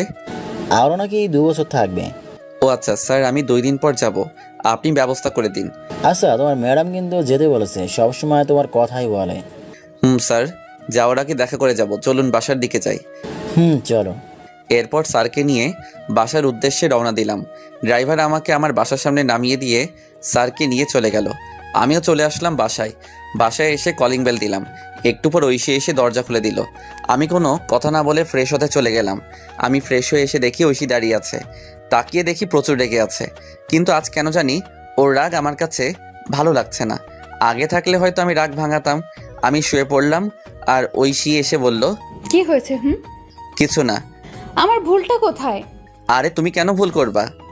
তাহলে আগের মতো আদর করো না কেন? আর খাবার খাও না কেন? আচ্ছা খাবার দাও। আসো। তারপর ঐশী খাবার দিল। আমি উঠে বসলাম আর খাবার খেতে লাগলাম। অল্প খাবার খেয়ে শুয়ে পড়লাম আর তখন বলল, আমাকে একবার বললে না আমি খেয়েছি কিনা? সরি, মনে ছিল না। আমার খুব ঘুম পাচ্ছে, ঘুমাবো। ঐশী কান্না করছে। আমি মনে মনে বলতে লাগলাম, কেন এই মিথ্যে নাটক করছো?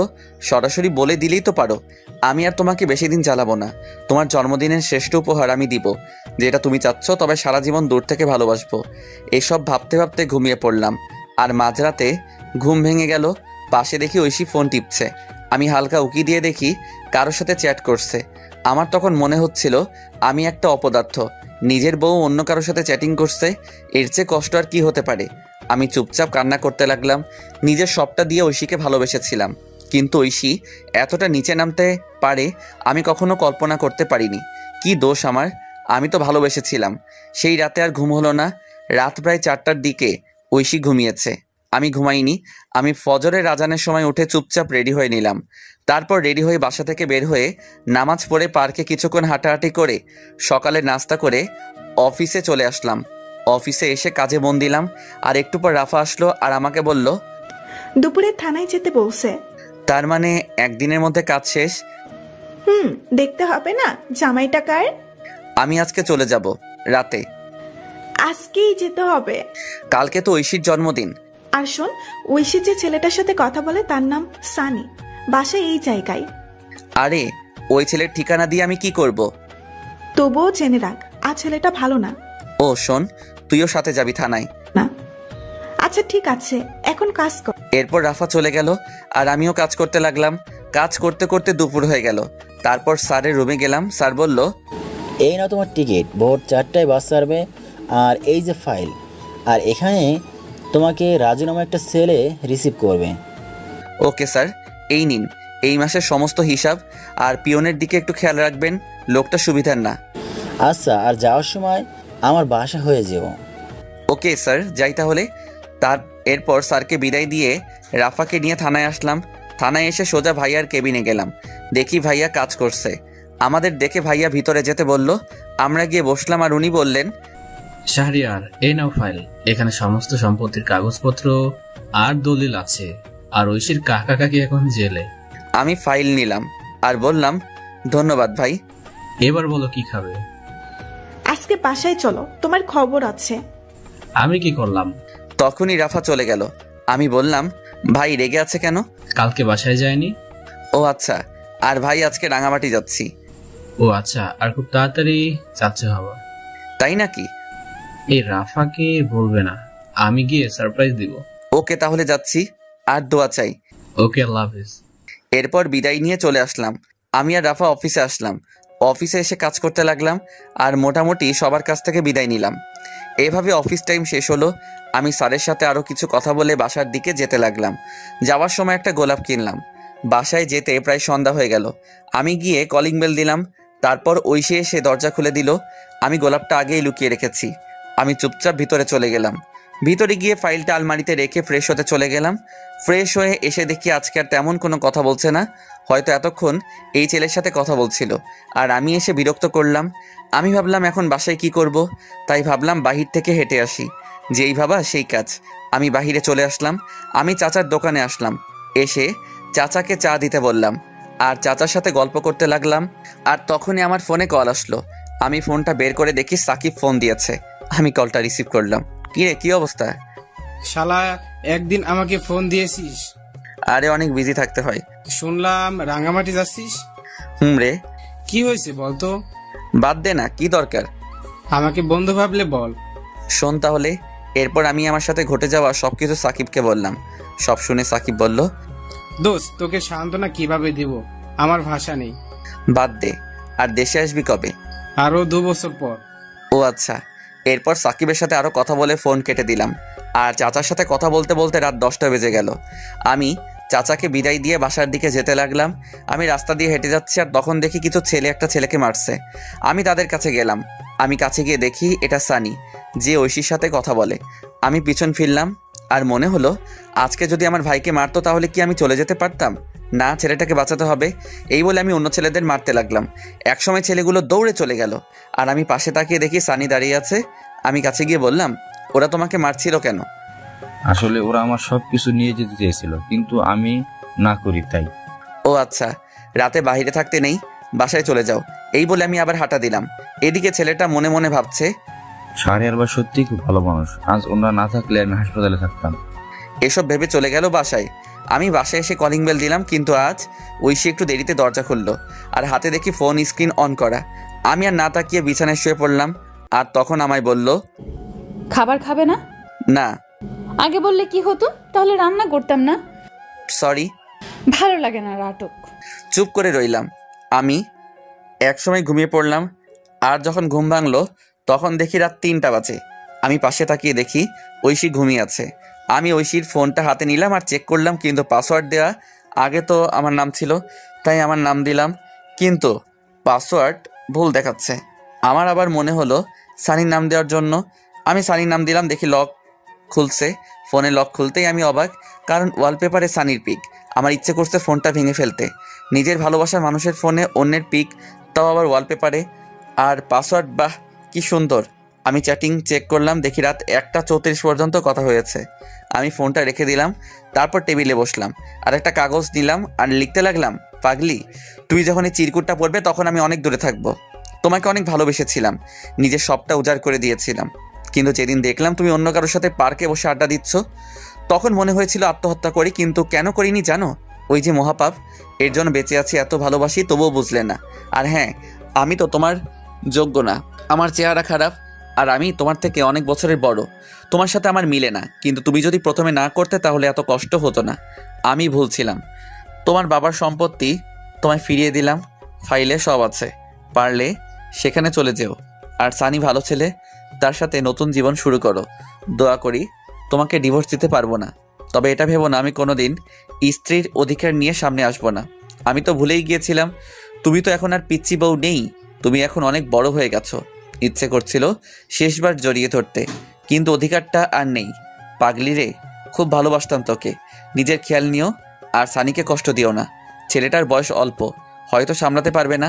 চলে গেলাম বহুদূরে, এখানে তুমি নামক কেউ থাকবে না, আর নিজের স্বপ্ন পূরণ করবা। আর লিখতে পারছি না, ভিতরটা ফেটে যাচ্ছে। তুমি আমার আদরের পিচ্চি বউ হিসেবে থাকবে। আল্লাহ হাফেজ, ইতি পাগল। আমি চিরকুট লিখে চোখ মুছে ব্যাগ গুছিয়ে নিলাম, আর আমি রেডি হয়ে আলমারি থেকে ফাইলটা বের করে চিরকুটটা পাশে রাখলাম, আর গোলাপটা চিরকুটের উপর রেখে একবার ঐশীর দিকে তাকালাম। দেখি বাচ্চাদের মতো ঘুমিয়ে আছে, দেখতে খুব সুন্দর লাগছে। মনে হচ্ছে কপালে একটা ভালোবাসার পরশ এঁকে দেই, কিন্তু না, সব ইচ্ছে কি আর পূরণ হয়? আমি বেরিয়ে আসলাম।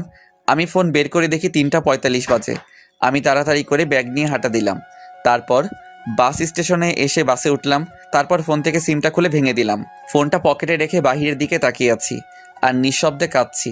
বাস তার আপন গতিতে চলতে লাগলো। এভাবে কান্না করতে করতে কখন যে ঘুমিয়ে পড়লাম মনে নেই। ওদিকে ঐশী ঘুম থেকে উঠে দেখে আমি শাহরিয়ার পাশে নেই। তারপর উঠে টেবিলের কাছে গিয়ে দেখি চিরকুটের উপর গোলাপ রাখা। ঐশী কৌতূহল হলো, তাই চিরকুটটা পড়তে শুরু করলো। চিরকুটটা পড়া শেষ করে নিশ্চুপ হয়ে গেল আর কান্না করতে লাগলো। আর বলতে লাগলো, আমাকে মাফ করে দাও, আমি বুঝতে পারিনি। এই কথা বলে চিরকুট বুকে জড়িয়ে বসে কান্না করতে লাগলো। আর তখনই তার ফোনে কল আসে। দেখে সানি কল দিয়েছে। ঐশী ফোনটা অফ করে দিল আর কান্না করতে লাগলো। এইভাবে অনেকক্ষণ সময় চলে গেল। ঐশী ভাবলো শাহরিয়ারের অফিসে যাবে, সেখানে কোনো খবর থাকবে। হয়তো ঐশী তাড়াতাড়ি করে রেডি হয়ে অফিসে চলে গেল। আর যেতেই রাফার কাছে গেল, কারণ ঐশী আগে থেকে চিনতো। গিয়ে দেখে রাফা কাজ করছে। ঐশী বলল, রাফা আসবো? আরে ঐশী, আসো বসো। ঐশীকে বসলো আর বলতে লাগলো, আপু শাহরিয়ারের কোনো খোঁজ জানেন? যেই ছেলেটা তোমার জন্য বাড়ি ছেড়ে তোমার হাত ধরে চলে আসছে আর সারাদিন কষ্ট করে তোমাকে সুখে রাখতে চাইছে, আর সেই তুমি এতটা নিচে নামতে পারলে? কান্না করছে। পবিত্র ভালোবাসা ছিল শাহরিয়ারের। ওর মতো স্বামী থাকতেও তোমার অন্যজনের সাথে। শাহরিয়ার তো তোমাকে মুক্ত করে দিয়ে গেছে, তুমি সানির সাথে ভালো থাকো। আপু আপনার পায়ে ধরি প্লিজ, ও কোথায়? এই বলে ঐশী রাফার পা জড়িয়ে ধরলো। এইসব করে লাভ নাই, আমি জানি না কোথায় গেছে, আমি সামান্য এই বলে ফাইল নিয়ে স্যারের রুমে চলে গেল। ঐশী উঠে বাসার দিকে যেতে লাগলো। ঐশী রিক্সা দিয়ে যাচ্ছে আর কান্না করছে। হঠাৎ রাস্তায় দেখতে পাই সানিকে। সানিও তাকে দেখে সামনে আসলো। রিক্সাওয়ালা দাঁড়ালো। সানি বলল, কি হলো, আমার সাথে কথা বলো না কেন? রিক্সা কেন আটকালেন? আগে বলো। আমার ভালো লাগে না। এতদিন আমার সাথে কথা বলে আর এখন এসব কথা? ঐশী ঠাস করে সবার সামনে জুতা খুলে সানিকে চড় দিল। আর ঐশী বাসায় গেল। আর ঐশী বাসায় গিয়ে কান্না করতে লাগলো। এদিকে আমার ঘুম ভাঙলো জোরে ঝাঁকুনির কারণে। আমি উঠে দেখি সবাই বাস থেকে নামছে। আমি পাশে সাইনবোর্ড দেখলাম, দেখে আমি চলে আসছি রাঙামাটি। আমি ব্যাগ নিয়ে বাস থেকে নামলাম। নেমে একটা ফাঁকা জায়গায় এসে স্যারের দেওয়া সেই ছেলেকে কল দিলাম। কল দিতেই সাথে সাথে কল ধরলো আর বলতে লাগলো, ভাই আপনি কোথায়? আমি তো বাসের সামনে। আমি বাসের পিছনে আছি, তুমি এদিকে আসো। তারপর একটা ছেলে আসলো আর আমাকে বলল, আপনি শাহরিয়ার রহমান? তুমি রাজু? ভাই চলেন। এরপর আমি ছেলেটার সাথে যেতে লাগলাম। একটু পর একটা গাড়িতে উঠলাম। রাজু গাড়ি চালাচ্ছে, আমি চুপচাপ বসে আছি। আমার শুধু ঐশীর কথা মনে পড়ছে। মেয়েটা এখন কি করছে কে জানে, ঠিক মতো খাওয়া দাওয়া করছে তো, এসব ভাবছি। আর তখন রাজু বলে উঠলো, ভাই নামেন, চলে আসছি। ও আচ্ছা। আমি নেমে পড়লাম, দেখি একটা বাসা। তারপর রাজু আবার বলে উঠলো, ভাই বাসা পছন্দ হয়েছে? আরে একা থাকবো তা আর পছন্দের কি, চলেন ভিতরে যাই। এরপর আমি রাজুর সাথে ভিতরে গেলাম। ভিতরে গিয়ে সব দেখতে লাগলাম। বাসাটা ভালো, সব কিছুই আছে। এরপর রাজু বলল, ভাই তাহলে আজকে যাচ্ছি। কিন্তু রান্না করার জন্য কে থাকবে? সরি ভাই, নিজে করতে হবে। আচ্ছা সমস্যা নেই, তাহলে যাচ্ছি। তাহলে আর এই নিন গাড়ির চাবি। আমার গাড়ি লাগবে না, অফিসের গাড়ি অফিসের থাক। তবুও ভাই আমি এই অফিসের ম্যানেজার। আমার গাড়ি চালাতে ভালো লাগে না, তাছাড়া এই ভাঙা গাড়ি তো না। ও আচ্ছা, আমি বাইক কিনবো ভাবছি। আচ্ছা যাই তাহলে। এরপর রাজু চলে গেল। আমি ব্যাগ রেখে ফ্রেশ হয়ে নিলাম। তারপর রেডি হলাম বাইরে যাওয়ার জন্য। আর সন্ধ্যা হয়ে গেছে, তাই ভাবলাম রাতের খাবার খেয়ে আসি। আমি রেডি হয়ে হাঁটতে হাঁটতে কাছাকাছি একটা বাজারে আসলাম। বাজারে এসে নতুন সিম নিলাম। তারপর একটা হোটেল থেকে 1 প্যাকেট বিরিয়ানি নিয়ে বাসার উদ্দেশ্যে রওনা দিলাম। হেঁটে হেঁটে যাচ্ছি, কারণ সন্ধ্যার প্রকৃতি খুব সুন্দর, তাও আবার রাঙামাটি, চারদিকে সবুজ আর সবুজ, আর ছোট আঁকাবাঁকা রাস্তা। হেঁটে যেতে ভালোই লাগছে। আমি আসার সময় সিমটা ফোনে ভরলাম আর ফেসবুক ডিঅ্যাক্টিভেট করে দিলাম। আর গ্যালারি চেক করে দেখি ঐশীর একটা পিক রয়েছে। আমি তো সব পিক বাসে ডিলিট করছিলাম, হয়তো এটা ভুল করে রয়ে গেছে। আমি পিকটার দিকে তাকিয়ে হাঁটতে লাগলাম। পিকটা দেখে ঐশীর ওইসব ঘটনা মনে পড়ে গেল, আর পিকটা ডিলিট করে দিলাম। আর বলতে লাগলাম, পাগলি রে, একদিন পাগলের মতো খুঁজবি, তখন বুঝতে পারবি কি ছিলাম তোর জীবনে। কিন্তু সেদিন আমার এই ভালোবাসাটা নাও থাকতে পারে। এইসব ভাবতে ভাবতে বাসায় চলে আসলাম। বাসায় এসে ফ্রেশ হয়ে খাবার খেয়ে নিলাম। খাবার খাওয়ার সময় ঐশীর কথা মনে হচ্ছে, কারণ ঐশী যে আমাকে খাইয়ে দিত। তবুও কষ্ট করে খেয়ে শুয়ে পড়লাম। শরীর ক্লান্ত থাকায় চোখ বন্ধ করতেই ঘুমিয়ে পড়লাম। সকালবেলা ঘুম থেকে উঠে ফ্রেশ হয়ে রেডি হয়ে নিলাম। তারপর অফিসে যেতে লাগলাম। রাস্তায় তেমন গাড়ি নেই, আমি হেঁটে হেঁটে যাচ্ছি। কিছুক্ষণ হাঁটার পর দেখি একটা অটো আসছে। আমি অটোতে উঠে পড়লাম। তারপর অফিসে চলে আসলাম। অফিসে আসতেই সবাই আমাকে অভিনন্দন জানালো। আমি সবার সাথে কৌশল বিনিময় শেষে কেবিনে গেলাম। কেবিনে গিয়ে বসতেই রাজু আসলো আর বলল, স্যার আসবো? আসো। আর আমাকে ভাইয়া রাখবে। ভাই এই যে ফাইল, একটু দেখেন। আর শোনো, অফিস শেষ হলে দেখা করবে। আচ্ছা ভাই। এরপর রাজু চলে গেল। আমি ফাইল দেখতে লাগলাম, আর তখনই একটা মেয়ে আসলো। স্যার আসতে পারি? আসুন। মেয়েটি এসে আমার কাছে ফাইল দিল। আমি মেয়েটির দিকে তাকালাম, দেখলাম মেয়েটা প্রেগনেন্ট আর বয়স প্রায় আমার সমান হবে। আরে আপনি এই অবস্থায় অফিসে কেন? ছুটি নিলেও পারতেন। সমস্যা নেই স্যার। আপনার নাম কি? জি যারা। ও আচ্ছা, আপনাকে ছুটি দিয়ে দিলাম। আজ আপনি বাসায় চলে যান। ধন্যবাদ স্যার। স্যার বলে ডাকবেন না, ভাই বললে খুশি হব। আচ্ছা ভাইয়া। আমি রাজুকে বলে দিচ্ছি, ও আপনাকে নামিয়ে দিয়ে আসবে। তার দরকার নেই। আরে কি বলেন, যেটা বলছি এটাই শেষ কথা। এরপর আমি ফোন দিয়ে রাজুকে বলে দিলাম। তারপর আমি আমার কাজ করতে লাগলাম। কাজ করতে করতে কখন যে দুপুর পার হয়ে বিকাল হয়ে গেল। তারপর আমি উঠে বের হলাম, আর তখন রাজু বলল, ভাই অফিস তো শেষ, আপনি বলছিলেন দেখা করতে। একটা বাইক কিনবো, চলো ব্যাংকে যাই। এরপর রাজুকে নিয়ে ব্যাংকে গেলাম। আমার কিছু জমানো টাকা ছিল, আমি টাকাগুলো তুলে নতুন বাইক কিনলাম। বাইকটা বাংলাদেশে নতুন আসছে। এটা এত বছরের সঞ্চয় দিয়ে কিনলাম। অনেক দিনের শখ ছিল নিজের টাকায় বাইক কিনবো, তাই খুব খুশি হলাম। আমাকে খুশি দেখে রাজু বলল, সত্যি ভাই, নিজের টাকার বাইক কিনলে ফিলিংসটা অন্যরকম লাগে। এরপর রাজুকে বিদায় দিয়ে আমি রাতের খাবার বাহির থেকে খেয়ে বাসায় চলে আসলাম।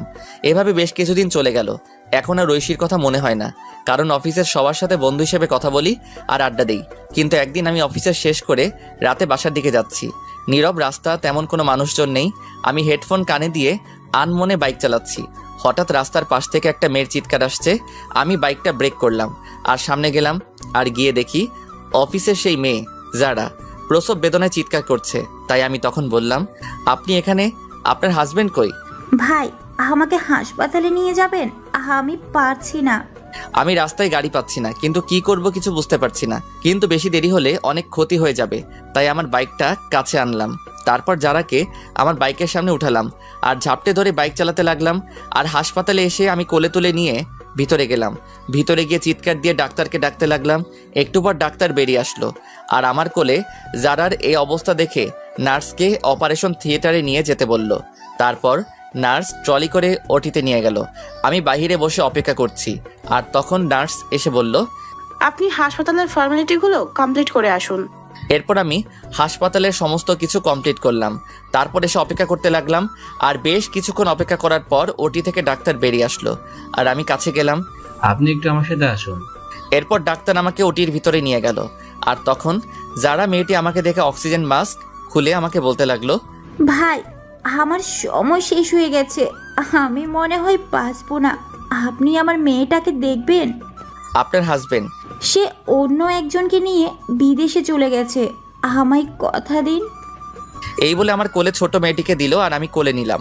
কথা দিলাম আমি মেয়েটিকে আমার পরিচয় মানুষ করব। এই কথা বলতেই মেয়েটি মারা গেল। আমি কান্না করে দিলাম। মেয়েটা আমাকে প্রথমবার দেখে এতটা বিশ্বাস করেছিল। তারপর ডাক্তার এসে আমাকে সান্ত্বনা দিতে লাগলো আর বলতে লাগলো, সত্যি ভাই, আপনি মহান না হলে একজনের বাচ্চা আপনি পরিচয় দিয়ে মানুষ করবেন। আজকে থেকে এই মেয়েটি আমার সন্তান। ডাক্তার আমাকে কান্না করতে করতে জড়িয়ে ধরলো আর বলতে লাগলো, ভাই আপনি মানুষ না, আপনি ফেরেশতা। আমিও ডাক্তারকে জড়িয়ে ধরলাম। তারপর সমস্ত কাজ শেষ করে আমি বাচ্চা মেয়েকে নিয়ে রাত 3টার দিকে বাসায় আসলাম।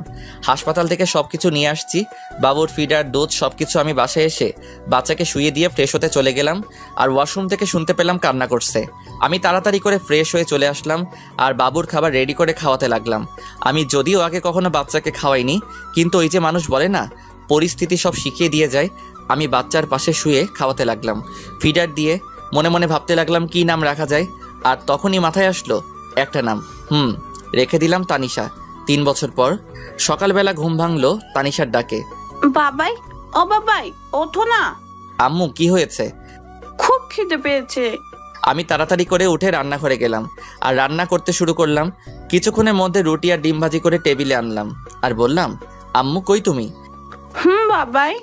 তানিশা আসলো আর চেয়ারে বসে পড়লো। আমি চেয়ারে বসে মেয়েকে খাইয়ে দিতে লাগলাম। মেয়ে আমাকে বলল, বাবাই তুমি খাবা না? না মা, আমি এখনো ফ্রেশ হইনি যে। তাহলে ফ্রেশ হয়ে এসো, তারপর দুজনে একসাথে খাবো। না আম্মু, তুমি খাও। যাও বলছি বাবাই। আমি মেয়ের রাগ দেখে ফ্রেশ হয়ে আসলাম। তারপর দুজনে একসাথে গল্প করতে করতে খাবার খেয়ে নিলাম।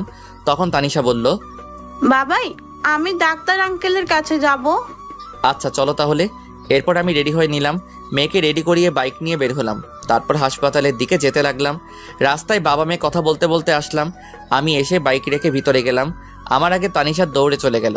তানিশা যেতেই রাকিব বলল, আরে তানিশা আম্মু যে। এই বলে রাকিব তানিশাকে চেয়ার থেকে উঠে এসে কোলে তুলে নিল। আর তখন পাশে বসে থাকা নতুন মেয়ে ডাক্তার বলল, স্যার এটা কি আপনার মেয়ে? না, শাহরিয়ার সাহেবের। কথাটা শুনে পাশে থাকা মেয়েটা অবাক হয়ে গেল আর নিশ্চুপ হয়ে গেল। এদিকে আমি রাকিবের কেবিনে গেলাম। কেবিনে গিয়ে দেখি রাকিবের কোলে তানিশা বসে আছে। রাকিব আমি লাঞ্চে এসে নিয়ে যাব। আমার কণ্ঠ শুনে পাশে থাকা মেয়েটি আমার দিকে তাকালো। আমি তাকাতেই আমি অবাক, কারণ এটা আর কেউ না, হ্যাঁ এটাই ঐশী। ঐশী আমাকে দেখেই পায়ে ধরে ফেললো আর বলতে লাগলো, আমি তোমার পায়ে ধরি, আমাকে মাফ করে দাও। আরে কে আপনি? আমার পা ছাড়ুন। কিন্তু ঐশী পা ছাড়ছে না। আমি জোর করে ছাড়িয়ে চলে আসলাম আমার বাইকে। ঐশী এসেছিল, কিন্তু আমি জোরে বাইক স্টার্ট দিয়ে অফিসে চলে আসলাম। অফিসে এসে কাজে মন বসছে না, কিভাবে বসবে? পুরনো ভালোবাসার মানুষকে দেখে ওদিকে ঐশী রাকিবের কাছে গেল আর বলতে লাগলো, ভাইয়া প্লিজ বলুন, এই হলো আমার হারিয়ে যাওয়া শাহরিয়ার। কি বলো? সে আমাকে রেখে বিয়ে করেছে, তবু আমাকে ক্ষমা করলো না। শাহরিয়ার বিয়ে করেননি? তাহলে মেয়ে? দাঁড়াও বলছি, আগে তানিশাকে ওদিকে পাঠাও। এরপর রাকিব তানিশাকে অন্য একটা নার্সের সাথে খেলতে পাঠালো। হাসপাতালে সবাই তানিশাকে চিনে আদর করে। বাসার পাশে হাসপাতাল হওয়ার কারণে কোনো সমস্যা হয় না। এরপর রাকিব ঐশীকে সবকিছু বলতে লাগলো। সব শুনে ঐশী চুপ করে রইল। ঐশী কোনো কথা বলছে না। তখন আবার রাকিব বলল, ওনার মতো লোক বন্ধু হিসাবে পেয়েছি, এটাই অনেক। ওর বাসার ঠিকানা দেন। এরপর রাকিব আমার বাসার ঠিকানা দিয়ে দিল। এদিকে আমি চেয়ারে হেলান দিয়ে ঐশীর কথা ভাবছি। আমি কি আজও ঐশীকে খুব ভালোবাসি? নিজেকে নিজেই প্রশ্ন করলাম। তখনই দরজার কাছ থেকে কেউ বলে উঠল, আসতে পারি স্যার? আমি না দেখে বললাম, আসুন। আমি তাকিয়ে তো অবাক, কারণ এটার কেউ না, এটা রাফা। দোস্ত তুই কেমনে সম্ভব? তোর জন্য আমাকে রাঙামাটি আসতে হলো। তারপর বল কেমন আছিস? ভালো, তুই? আলহামদুলিল্লাহ ভালো। এবার বল কি খাবি? এখন তোর মাথা, বাকিটা পরে দেখা যাবে।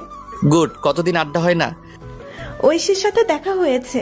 আমি প্রশ্নটা শুনে চুপ করে রইলাম। আমাকে চুপ থাকতে দেখে আবার বলল, তোর সাথে গুরুত্বপূর্ণ কথা আছে। বল। তুই ঐশীকে মেনে নে। কি? এটা তুই কি বলছিস? আমি বলছি, কারণটা জানলে তুই কান্না করবি। বল তাহলে শুনি। তুই চলে আসার পর ঐশীর মানসিক অবস্থা খুব খারাপ হয়। দিনের পর দিন না খেয়ে দিন কাটাতো। কি বলিস? তারপর আমি একদিন বাসায় গিয়ে দেখি ফ্লোরে পড়ে আছে। তারপর আমি নিয়ে হাসপাতালে যাই। হাসপাতালে ডাক্তার বলে মানসিক অবস্থা খুব খারাপ, সুস্থ হতে 6 মাস লাগবে। 6 মাস ধরে চিকিৎসা চলছিল, কিন্তু সবসময় শুধু তোর। আমি তাকে আমার সাথে রাখি। আমি তো একটা মেয়ে, আমি বুঝতে পারি সত্যি এখনো মেয়েটা তোকে অনেক ভালোবাসে। আমি নিজে চোখে দেখছি তোর জন্য প্রতিটা রাত কান্না করতো। প্লিজ মেয়েটাকে আর কষ্ট দিস না। এখন আমার খুব খিদে পেয়েছে, খাবো। ওয়েট, আমি রাজুকে ফোন করে বলে দিলাম খাবার আনার জন্য। একটু পর রাজু খাবার নিয়ে আসলো আর খাবার দিয়ে চলে গেল। আমি আর রাফা মিলে খাবার খেয়ে নিলাম। তারপর বললাম, চল বাসায় যাই। পাগল নাকি? একটু পর আমার ফ্লাইট। মানে কি বলিস?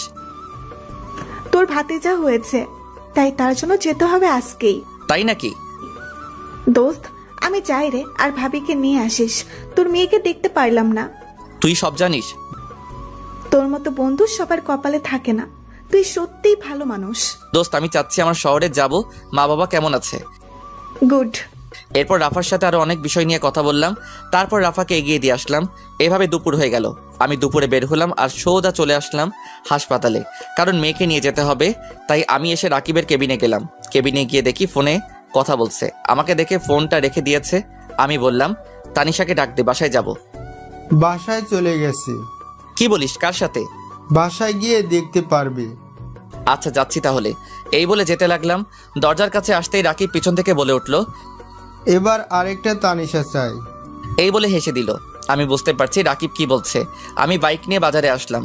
বাজারে এসে তানিশার জন্য কিছু কিনে বাসায় চলে আসলাম। বাসায় এসে কলিং বেল দিলাম, আর একটু পর কেউ দরজা খুলে দিল।